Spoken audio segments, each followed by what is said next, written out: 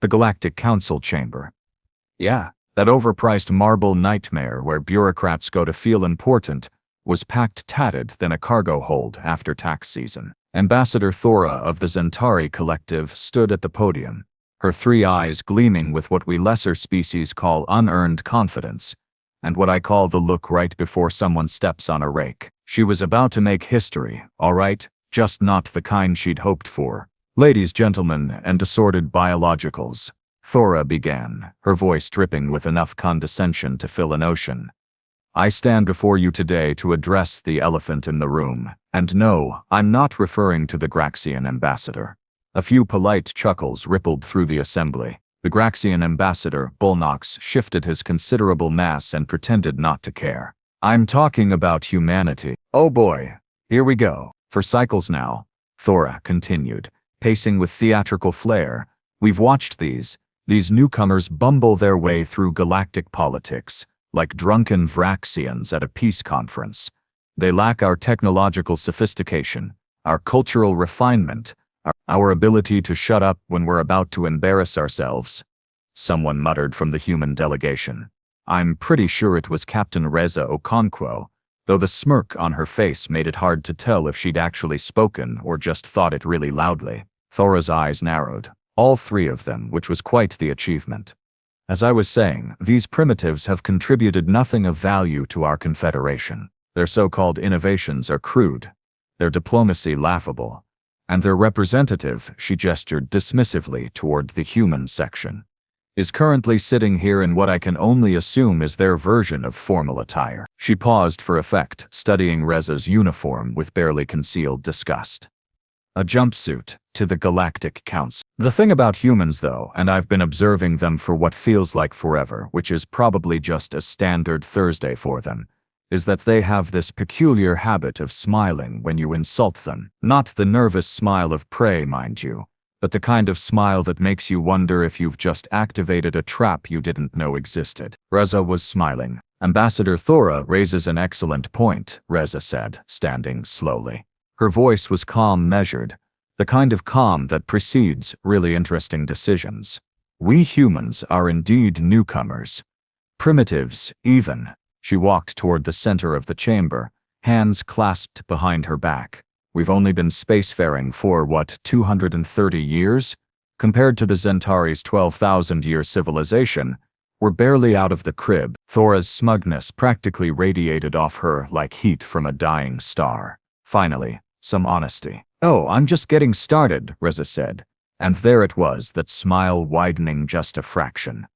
You're absolutely right that we lack your technological sophistication. The Zentari mastered faster-than-light travel 6 millennia before we figured out combustion engines. Your medical technology can cure diseases we're still struggling to pronounce. Your architecture, she gestured to the ornate chamber around them, makes our best efforts look like children's blocks. Where was she going with this? Even I couldn't tell, and I've got 4 brains working on the problem. So please, Reza continued, educate us primitive humans. Share with us the secret of Zentari superiority. Because from where I'm standing, or bumbling around in my ridiculous jumpsuit, there's one thing I can't quite figure out. Thora's confidence faltered. Just a microsecond, but it was there. And what might that be? Reza stopped walking, planted her feet, and locked eyes with the ambassador. How exactly did a species with 12,000 years of technological advancement, 3 eyes for superior perception, and enough cultural refinement to choke a supernova? How did you manage to lose a war to us primitives? Just 47 years ago, you could have heard a pin drop. Hell, you could have heard a neutrino sneeze. The Kelsari conflict was not a Thora sputtered. Oh, I'm sorry. What do you call it when one side retreats from 14 star systems, abandons 6 colonies, and signs a peace treaty that explicitly forbids them from expanding into the Terran sphere of influence? Reza's voice hadn't gotten louder, but somehow it filled the entire chamber. Because we crude, unsophisticated humans call that getting your ass kicked. I'll admit it, I laughed. Couldn't help myself. Several other delegates did too, though they tried to hide it behind coughs and sudden intense interest in their datapads. Thora's skin, all four chromatic layers of it, flushed through a spectacular rainbow of what I can only describe as emotions. She definitely didn't want to display. The Kelsari conflict was a minor border dispute resolved through diplomatic channels that involved us showing up with half the fleet you had. None of the fancy shields weapons that you literally described as kinetic projectile launchers. How quaint, and somehow still managing to make you back down so fast your government had to invent a new word for retreat. Reza paused. What was it again? Oh right, strategic repositioning. This is outrageous. Thora's voice cracked, a rare loss of composure for a Zentari. You dare to stand there, mock you. Oh, Ambassador Thora, I'm not mocking you. Reza's expression shifted dead, and suddenly the humor was gone, replaced by something harder, colder. I'm stating facts, documented, verified, historical facts that apparently make you uncomfortable enough to stand up here and call us primitives in front of the entire Galactic Council. The room was silent now. Not the polite quiet of diplomatic proceedings, but the kind of silence that happens when everyone suddenly realizes they're watching something important unfold. You want to know what really bothers you about humans? Reza continued, her voice softening but somehow becoming more intense.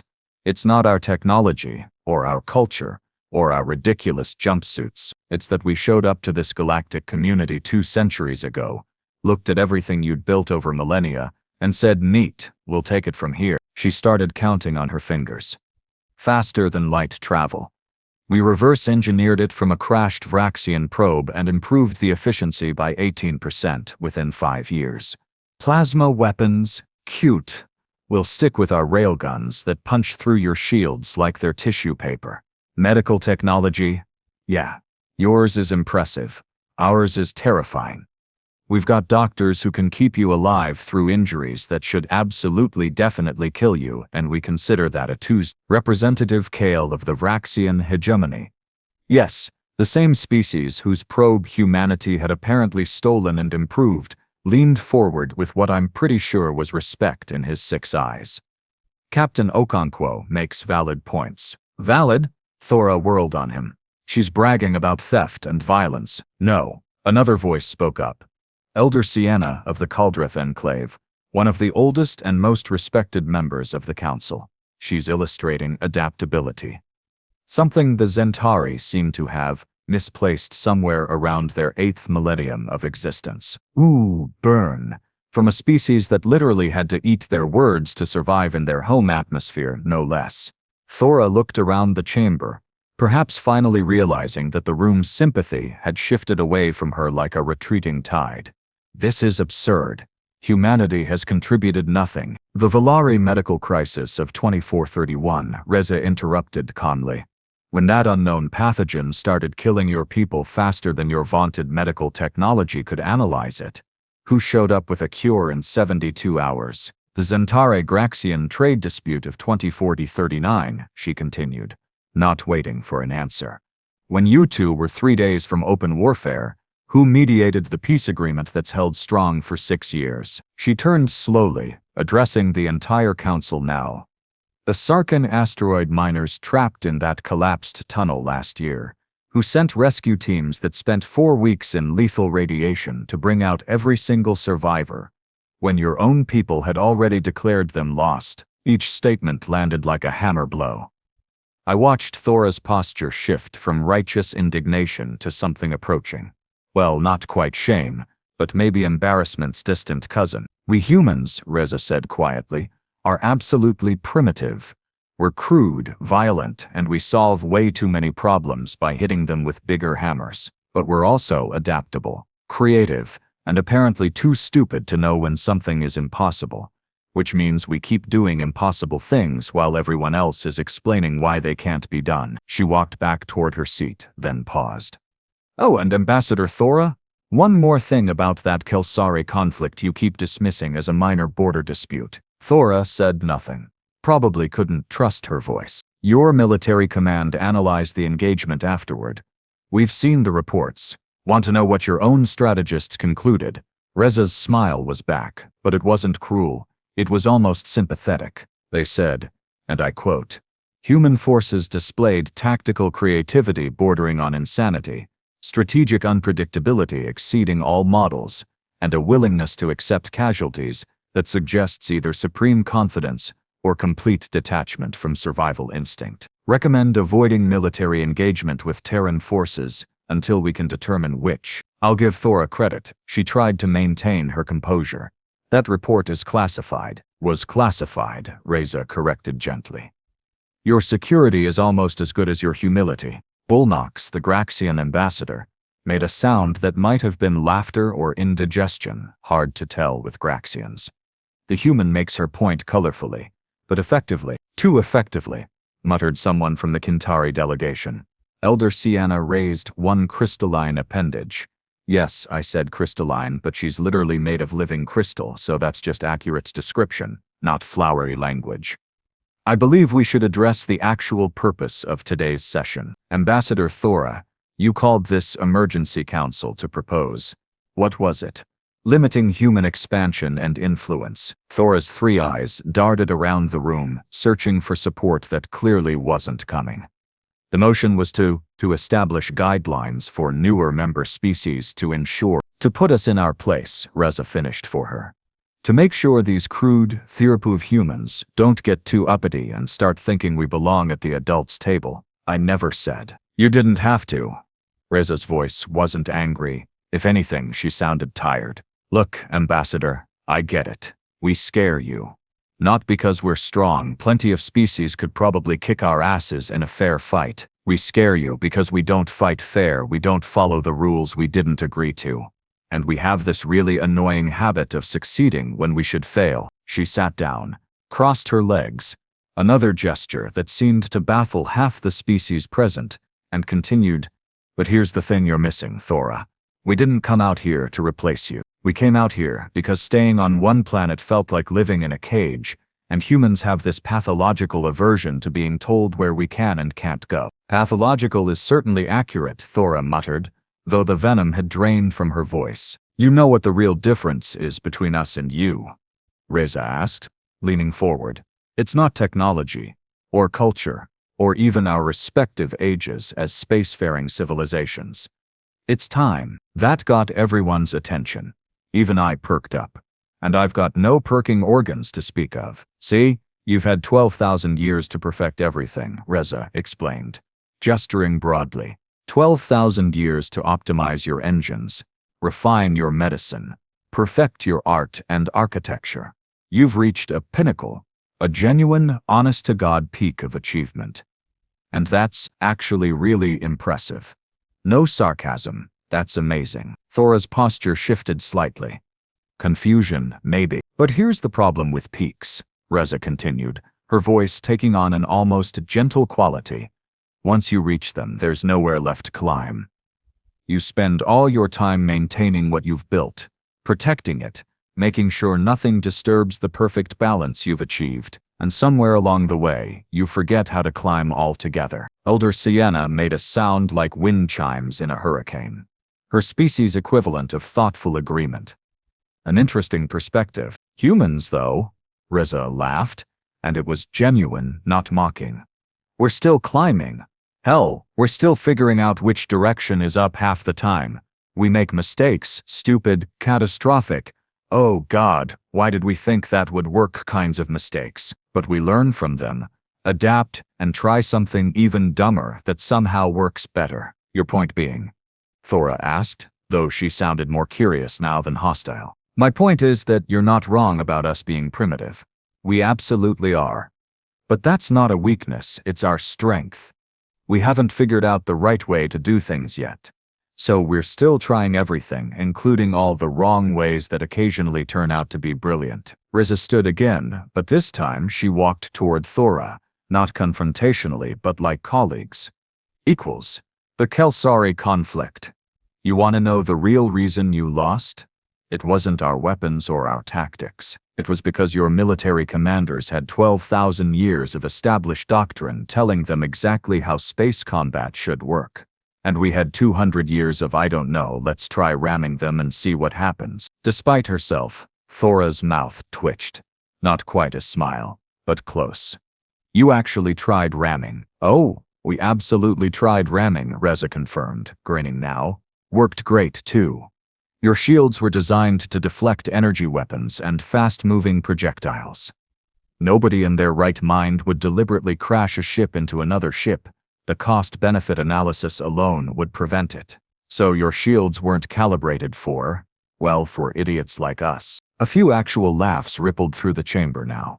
Even Bullnox was making that weird Graxian wheezing sound that meant amusement. After the first 3 ramming incidents, Reza continued, your admirals started positioning ships to ramming approaches, which meant they couldn't position optimally for actual combat, which meant our conventional weapons, those quaint kinetic launchers you mentioned, had clear firing solutions. We accidentally invented a new tactical paradigm by being too stupid to know we shouldn't ram things. 3 incidents, Thora repeated weakly. You lost 3 ships to ramming? Oh no, we lost 7 ships to ramming. 3 were incidents. The other 4 were, let's call them learning experiences. Reza's expression turned more serious. And yeah, every one of those ships had crew aboard. People who knew they probably weren't coming back. But they did it anyway, because the alternative was watching their friends die. And humans have this really inconvenient tendency to make horrible decisions when our friends are in danger. The room went quiet again, but it was a different kind of quiet. Reflective, maybe. Respectful, even. Elder Sienna spoke, her voice like crystal bells underwater. Captain Okonkwo, I believe I speak for many here when I say that humanity's contributions to this confederation have been unconventional, but significant. However, I sense there is more you wish to say about Ambassador Thora's concerns. There is, actually, Reza acknowledged, turning back to address the full council. Because Thora's not entirely wrong to be worried. Humans are dangerous, not in the way she thinks, but dangerous nonetheless. Oh, this was getting good. Even Thora looked intrigued now, her earlier hostility replaced by what I'd call cautious interest. We're dangerous because we refuse to accept limits, Reza explained. When someone tells us something can't be done, our first reaction isn't to accept that limitation, it's to ask why not. And when we don't like the answer, we try to do it anyway. Sometimes we fail spectacularly, but sometimes, and this is the part that scares species like the Zentari, sometimes we succeed. She pointed to a star chart displayed on the chamber's main screen. Right now, human space encompasses 47 systems, not the most expansive territory in the Confederation, not even close. But in 200 years, we went from 1 planet to 47 systems. The Zentari took 4,000 years to achieve the same expansion. We had to develop the technology first, Thora protested. But it was weak, reflexive. You did, Reza agreed readily. And that's impressive. But once you had it, how long did it take you to expand from 1 system to 47? Thora didn't answer. She didn't need to. Everyone in the room could do that math. 3,600 years, Reza supplied quietly. You spent 3,600 years carefully, methodically, safely expanding your civilization. Building perfectly, making sure every colony was sustainable. Every system properly surveyed. You did it the right way. The smart way, even. Whereas humans, interjected Representative Kale, and I swear he sounded almost amused, simply threw ships at the void and hoped for the best. Pretty much, yeah, Reza admitted cheerfully. We lost. God, I don't even want to think about how many colony ships in the early days. Whole expeditions that just vanished. Turned out hyperspace navigation is really complicated. And our early calculations were basically educated guesses held together with hope and profanity. How many? Elder Sienna asked, genuinely curious. Reza's expression darkened. 41 colony ships. Approximately 37,000 people. Gone without a trace. We've got memorials on Earth, Mars, Luna. Lists of names of people who volunteered to climb into experimental ships and launch themselves into the unknown, knowing full well they might never arrive anywhere at all. The weight of that settled over the chamber like a blanket. 41 ships, 37,000 lives. And yet, Thora said softly, you continued. More ships, More volunteers. Of course we did, Reza replied simply. Because that's what humans do. We see the impossible, we see the danger, we see the cost, and then some idiot raises their hand and says, "Yeah, but imagine if it works." She smiled sadly. We can't help ourselves. It's probably a species-wide mental illness, honestly. Or perhaps, Elder Sienna suggested, it is precisely the quality required for genuine discovery. Reza shrugged. Maybe? Or maybe we're just too dumb to know when to quit. But either way, here we are, 47 systems in 2 centuries, still climbing, still expanding, still trying things that make the Zentari's military strategists file reports about our detachment from survival instinct. She turned back to Thora, and her voice softened. So yeah, Ambassador, you're right to be concerned. Not because we're going to invade you or steal your territory or any of that nonsense, but because we represent something fundamentally uncomfortable to a civilization that's reached its peak, the possibility that there is no peak, just different ways of climbing. Thora stood silent for a long moment, her 3 eyes studying Reza with an intensity that felt almost painful to watch.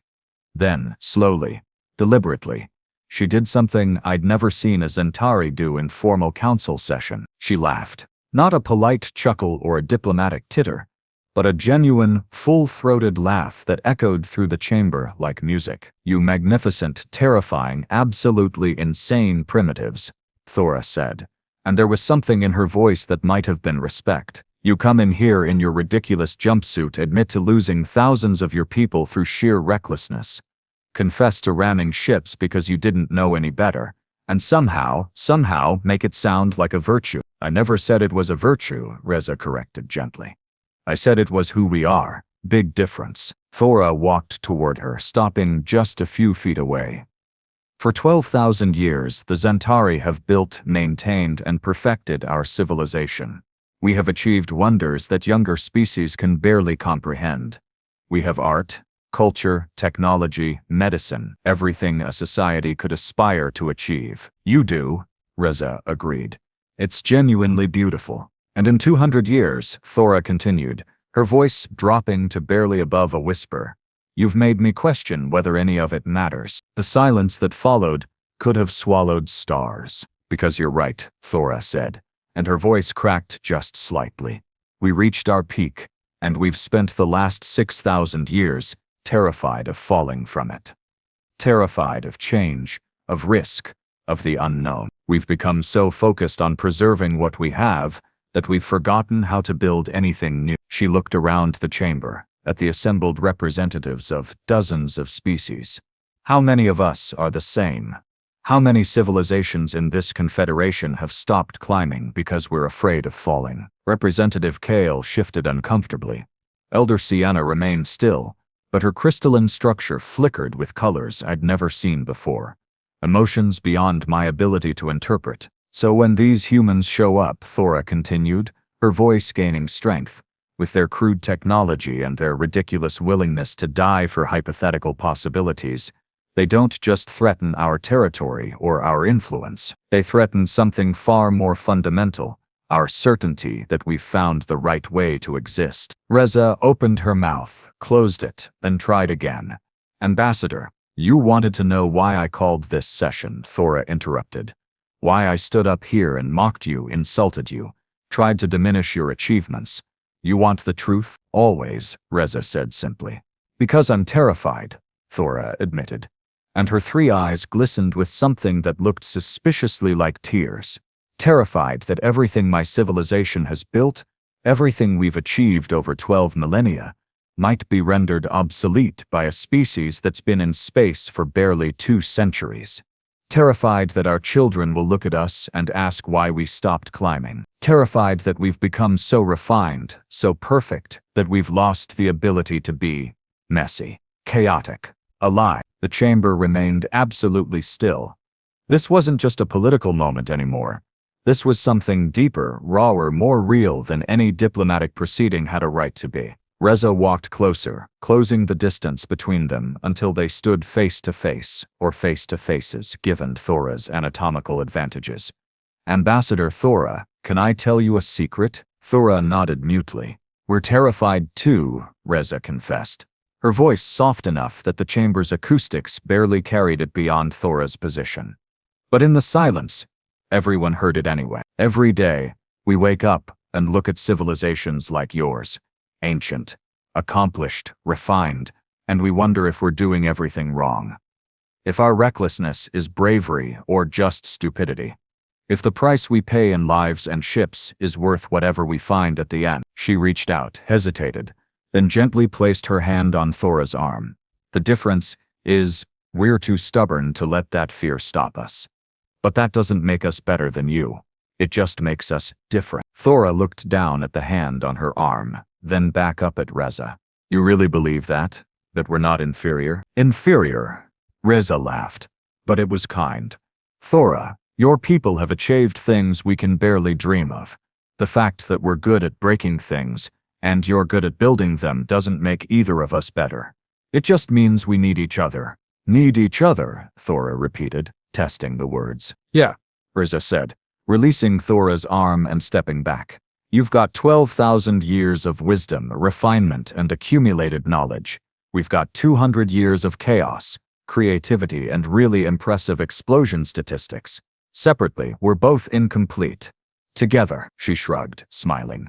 Together, we might actually figure out how to do this whole galactic civilization thing properly. Elder Sienna's voice cut through the moment like a bell. I propose we table Ambassador Thora's original motion and instead establish a joint Zentari human cultural and technological exchange program. Perhaps these two perspectives can indeed complement each other. The vote was unanimous. Even Thora voted in favor, though she did it while shaking her head like she couldn't quite believe what was happening. As the session adjourned and delegates began filing out, Reza and Thora stood together near the podium. I drifted closer. Purely for observational purposes, you understand, and caught the tail end of their conversation. You really had intelligence reports on our classified military analysis? Thora asked, sounding more impressed than angry. Reza grinned. Nah, I made that up. But it sounded plausible enough that you believed it, which tells me your strategists probably did write something similar. Thora stared at her for a long moment, then burst out laughing again. You magnificent liar. I prefer creative truth-teller, Reza corrected. But yeah, basically, as they walked out together, the ancient ambassador and the primitive captain, still arguing but somehow also laughing, I realized something that I hadn't fully appreciated before. Humans weren't dangerous because they were violent or reckless or technologically innovative. They were dangerous because they had this absolutely terrifying ability to look at the universe's established order and say, neat, but have you considered doing it differently? And somehow, impossibly, they made you believe that different might actually be better. The Galactic Council would never be quite the same after that day. Thora never did apologize for her initial insults, but she also never again tried to diminish humanity's place in the Confederation. In fact, she became one of their strongest advocates, which, if you ask me, was probably Reza's plan all along. But that's humans for you. Show up in a jumpsuit, get insulted by a 12,000-year-old civilization, respond by admitting to ramming ships and losing thousands of people to navigation errors, and somehow walk out with a new ally and a cultural exchange program. Primitives? Sure. Crude? Absolutely. Dangerous? Oh, you have no idea. And that truth? That changed everything.